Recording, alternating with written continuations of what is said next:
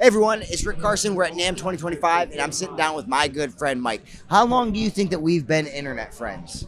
It's been a while, and also that we've now connected for the first time like this, and it's such a weird thing because you really feel like you know somebody you've never actually met in person. Yeah. But I would say like at least 5 years. Oh, I would say probably closer to More? 8. Yeah. And so, we lost years there in the middle. Yeah, it's probably more like that. Yeah. And it's wild. We originally connected talking about drum recording and drum sounds, Yes. and you were one of those guys that I always loved because I'd find something that I was into and I'd be like, hey man, have you ever tried this? And sometimes you had tried it, you could share your experience with me, and you had other cool ways to utilize this thing that was sitting in front of me, or I would come upon something that you didn't know, and then you were actually down to go and buy a microphone and try it. Yeah, absolutely. You still using 545s? Yeah, absolutely. That was like, I think I had done one session somewhere at someone's house studio in the Hollywood Hills, and they had like a 545. And then I was like, wow, it sounds amazing. And then you happened to really mention it right after that. Yep. I use that mic a lot still. That's awesome. It's like, it's got a little special sauce to it that you can't get from like a 57 or something. It's really cool. I agree.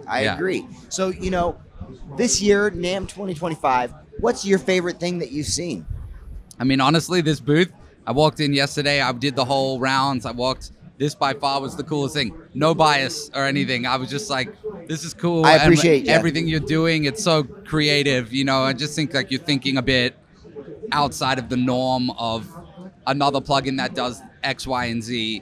You guys are doing something that's, actually really useful to creativity as opposed to utilitarian plugin. It's very cool. So, one thing that you got a chance to hear that we were just playing with, and us being drum friends, we were just talking about David Bendeth's new snare drum reverb. Yes. So it's wild. I was just saying to you, I do a thing regularly where I chain reverbs together, send kicks or snares or whatever to multiple reverbs, because to me, it's really the only way to get it to have a character that doesn't feel like you just added a singular thing. So I've been doing that forever. Even when I track down, I have multiple hardware reverbs that I have on inserts that I print down in real time. So when I'm sending out sessions, people get options to blend. Yep. And then I walked in here yesterday. I didn't know about it. So I walked in yesterday. I was like, whoa, what is this, like what it says on the screen? I was like, yes. And I was just playing with it, obviously. Told you, like, as soon as you remove it, you just feel like you lost everything from the snare completely. Anything, I guess, you're putting it on, but that would be something I would usually do, and it's like, it's just so immediate to be able to blend something in that just sounds great.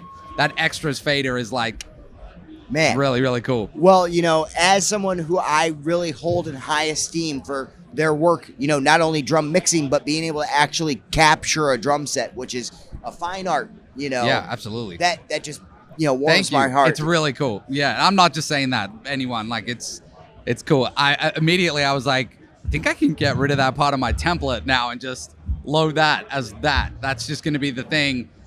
And again, like when you're being creative, like you want to just do it. Yes. And I think there is something that gets bogged down in like sending things. And even though it only takes a couple minutes, it's like you have to send and blend it in and get a thing versus like having something that feels fun to use makes it a little bit more with the automation and switching things, and I think that's going to be like a really, really useful tool for people. Dang. Well, as long as there's dudes like you who think that it'll be useful, that's enough for me. Awesome. Awesome. So before we go, tell everybody at home, what's something that you're excited that you've got coming up or that you're working on? I just started pitching for a record that I think I've landed for mixing, which I'm really excited about.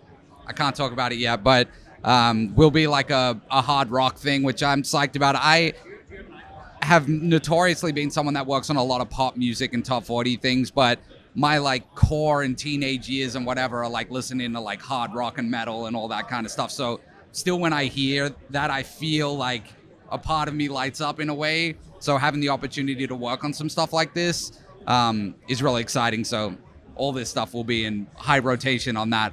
But yeah, like I'm doing a lot of mixing, and that's really fun for me.